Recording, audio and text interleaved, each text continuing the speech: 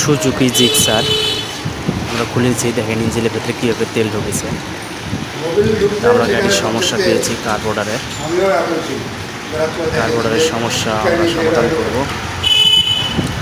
আর সুন্দরভাবে যেন বাইকটা চলে সেটা আমরা দেখব।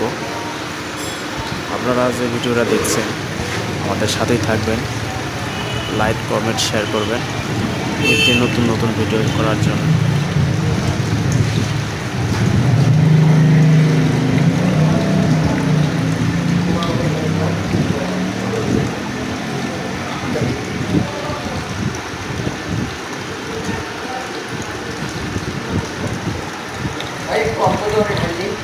না, ভর্তি হোক, ভর্তি হোক।